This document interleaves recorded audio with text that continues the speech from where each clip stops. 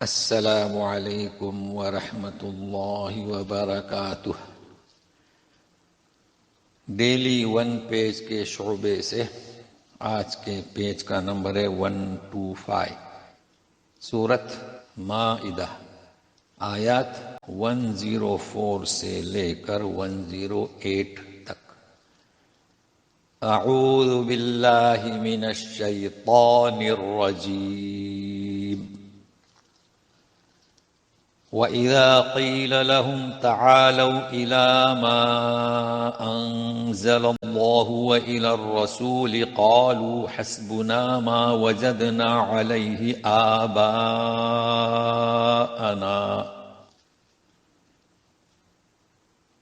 أَوَلَوْ كَانَ آبَاؤُهُمْ لَا يَعْلَمُونَ شَيْئًا وَلَا يَهْتَدُونَ۔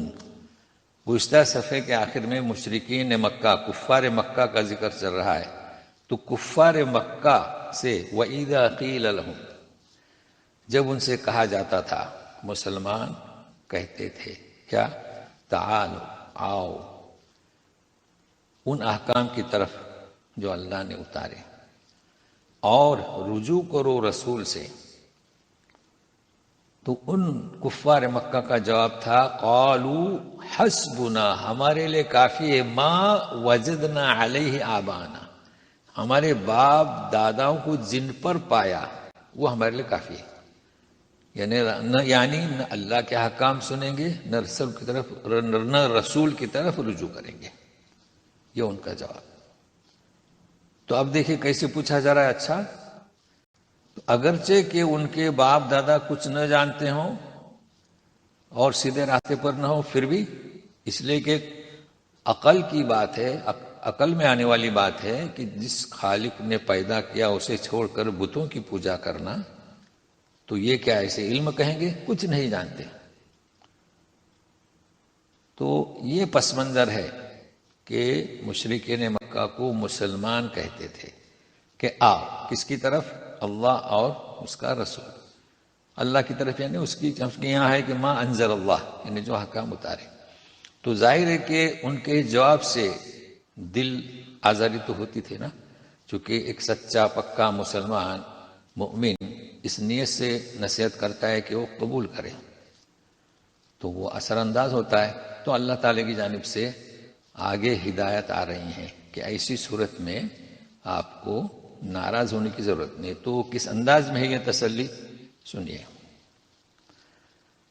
یا ایھا الذین آمنوا علیکم انفسکم لا یضرکم من ضل اذا اہتدیتم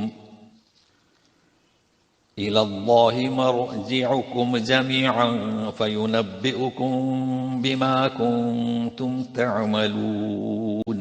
اے ایمان والو، تم اپنی خود کی فکر کرو، جو کوئی گمراہ ہو جائے وہ تمہیں کچھ بھی نقصان نہیں دے سکتا اگر تم راہیاب ہو۔ اللہ کی طرف سب کو لوٹنا ہے تو وہ تمہیں باخبر کرے گا جو کچھ کہ تم کرتے تھے۔ کیا مطلب اس کا؟ اس کا مطلب یہ نہیں کہ خود ہدایت پر ہے تو ہاتھ باندھ لو، نہیں، یہ مطلب نہیں ہے۔ مطلب ہے کہ آپ ہدایت پر ہیں اور دوسرے نہیں مان رہے ہیں، جو گمراہ ہیں، تو وہ آپ کو کچھ بھی نقصان نہیں کر سکتے، لیکن آپ کیا ہدایت پر رہیں، برقرار رہیں۔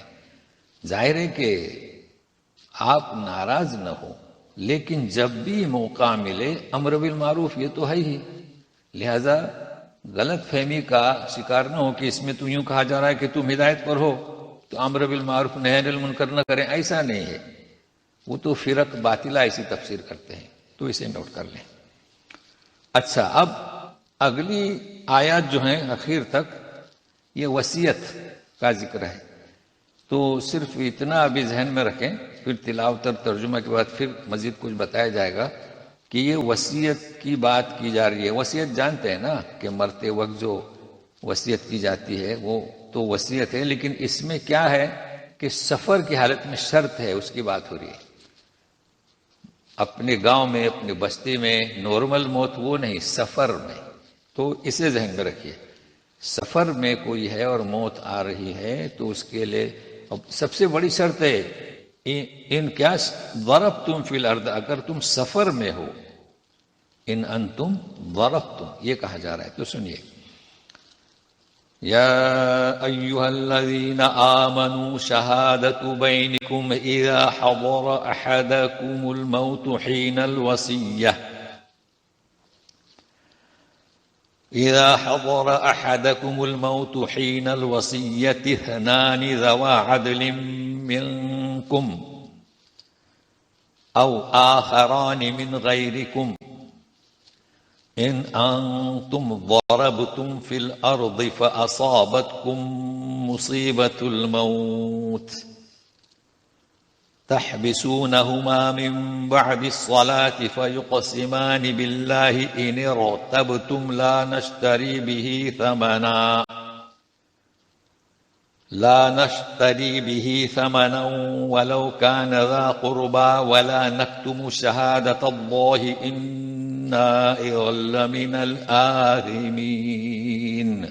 تجویدی لحاظ سے اینیرو ہم را کو پر پڑھ رہے ہیں، اینیرو، جبکہ را ساکن سے پہلے زیر ہو تو وہ را باریک پڑی جاتی ہے، مگر معلوم ہونا چاہے کہ وہ زیر اصلی ہونا چاہیے. جیسے فرعون، یہ اصلی نہیں ہے، عارضی زیر ہے، چونکہ یہ ان ہے، اب ملا نہیں سکتے تو زیر دیا گیا. تو اسے ذہن میں رکھیں، عارضی زیر را پر کچھ اثر نہیں کرے گا، را پور موٹی پڑی جائے گی، اینیرو اینیرو. اب چلیے ترجمہ. ایمان والو، شہادت بینکم تمہارے درمیان شہادت، جب تم میں سے کسی کو موت آ جائے، ٹھیک ہے. اچھا، وصیت کے وقت، یعنی تمہارے درمیان گواہی شہادت ہو تو وصیت کے وقت. اب یہ شہادت دو، اثنان ذوا عدل منکم، معتبر شخص تم میں سے یا غیروں میں سے، اسے ذہن میں رکھیے گا. تم میں سے مسلمانوں میں سے یا غیروں میں سے، یہود و نصارہ، اہل کتاب، اہل کتاب کہیں تو بھی کافی ہے. تو کیا کہا جا رہا ہے؟ یہ پہلا موقع ہے کہ گواہ کے لیے اہل کتاب کی گواہی قبول کی جا رہی ہے. کہا جا رہا ہے مگر شرط، ان انتم ضربتم فی الارض، اگر تم مسافر ہو، سفر کی حالت میں ہے اور تمہیں موت کی مصیبت میں آ دبوچا، مطلب یہ موت یقین ہو گیا کہ آ رہی ہے، تو وصیت کرو. گواہ کون؟ یا مومن نہیں ہے تو جو ساتھ میں ہے اہل کتاب. تو مطلب واضح ہوا. اچھا، اب دوسری بات، یعنی یہ تو مطلب صاف ہوا کہ گواہی اہل کتاب کی قبول کی جا رہی ہے. شرط کیا؟ سفر میں ہو اور موت قریب ہو اور وصیت کرنا ہے. تو دو گواہ تمہارے، یا تو پھر تمہارے نہ ہو تو کس کے؟ اہل کتاب. یہ مشہور تفسیر ہے، اسے بھی ذہن میں رکھیں. اب دیکھیں دوسری بات، تحبسونہما من بعد الصلاۃ، انہیں آپ روکیں گے. اب جب واپس آئیں گے نا تو کسی بھی نماز کے بعد روکیں گے دونوں کو، جو دو گواہ ہیں، تو وہ اللہ کی قسم کھائیں گے، ٹھیک ہے. لیکن اب کیا؟ ان ارتبتم، اگر تمہیں شک ہے تو، شک نہیں ہے تو انہوں نے آ کے گواہی دی، بات ختم ہو گئی. اگر تمہیں شک ہے تو وہ کیا قسم کھائیں گے کہ ہم کوئی عوض نہیں لینا چاہتے، اگرچہ کہ وہ رشتہ دار ہیں پھر بھی، اور ہم اللہ کی گواہی نہیں چھپاتے، اگر ایسا کریں گے تو ہم گناہ گار لوگوں میں سے ہوں گے. یہ قسم لی جائے. تو ہوا دوسری شکل کیا ہے اسی آیت کی؟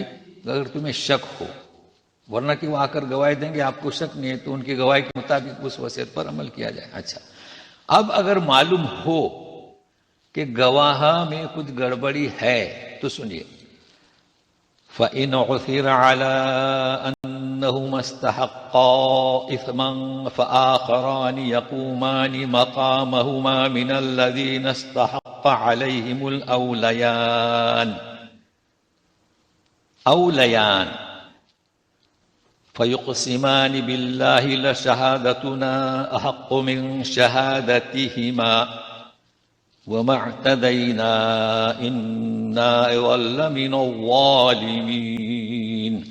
اگر ظاہر ہو جائے کیا کہ دونوں مستحق ہوئے ہیں گناہ کا. دیکھیں انہما فاعل پہلے آیا اس لیے استحقا تثنیہ کا صیغہ. تو پھر دوسرے فآخران یقومان دوسرے ان کی جگہ کھڑے کریں گے. جی من الذین استحق علیہم کن کے مقابلے میں. اب یہ ماضی سنگل مفرد صیغہ ہے. جو گناہ کا کے مستحق ہوئے ان کے مقابلے میں اولیان جو قریب تر ہوں گے. وہ سفر میں تھے نا تو دیکھا جائے گا کہ قریب میت سے کون ہے. وہ قسمیں کھائیں گے فیقسمان باللہ کہ ہماری شہادت زیادہ صحیح ہے ان دونوں کی شہادت سے. چونکہ ظاہر ہوا نا کہ وہ خیانت کر رہے ہیں. اور یوں کہیں گے کہ ہم نے حد سے تجاوز نہیں کیا بلکہ ہم اگر ایسا کریں گے تو ہمارا شمار ظالموں میں سے ہوگا. اب اس کی اہمیت کو بتایا جا رہا ہے کہ آپ ایسا کریں. پہلے تو آپ کو شک ہے تو مسجد میں لے لیں لوگوں کے سامنے. اور پھر یہ کہ دوسرے جو قریب تر ہیں انہیں لے لیں. اب یہ ایسا کیوں؟ حکمت بیان ہو رہی ہے. حکمت کیا؟ جیسے کہ قصاص ہوتا ہے منظر عام پر تاکہ لوگوں کو درس ہو نا تو مسجد میں بلاؤ لوگوں کے سامنے بلاؤ دوسرے گواہ لاؤ. اس کی حکمت تو سنیے. ذَلِكَ أَدْنَىٰ أَن يَأْتُوا بِالشَّهَادَةِ عَلَىٰ وَجْهِهَا أَوْ يَخَافُوا أَن تُرَدَّ أَيْمَانٌ بَعْدَ أَيْمَانِهِمْ وَاتَّقُوا اللَّهَ وَاسْمَعُوا وَاللَّهُ لَا يَهْدِي الْقَوْمَ الْفَاسِقِينَ. یہ اس بات کی زیادہ قریب ہے کہ لوگ واقعے کی ٹھیک ٹھاک گواہی دیں. یاتو بالشہادتی شہادتی علی وجہا ٹھیک ٹھاک جو ہوا ہے وہی گواہی دے. تو اس کی حکمت ہوئی کیونکہ ڈر رہے گا. لوگوں کے سامنے قسمیں لی جائیں گی. اگر ہمارے اس میں شک ہوا تو دوسرے گواہ قائم کیے جائیں گے. یا کہ انہیں خوف ہوگا یہ دوسری چیز کہ ان کی قسموں کو لوٹایا جائے یعنی رد کر دیا جائے. ہاں تو سنیے ہمیشہ اللہ کا تقوی اختیار کرو.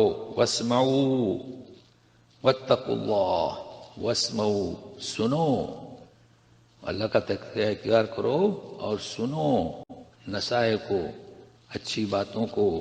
اللہ تعالی فاسقوں کو ہدایت نہیں کرتا.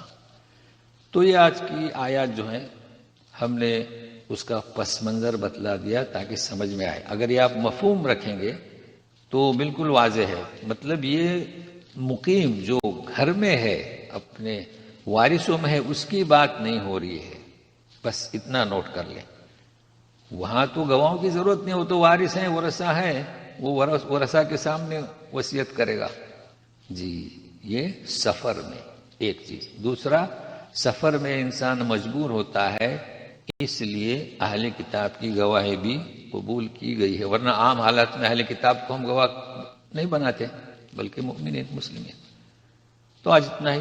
والسلام علیکم ورحمۃ اللہ وبرکاتہ.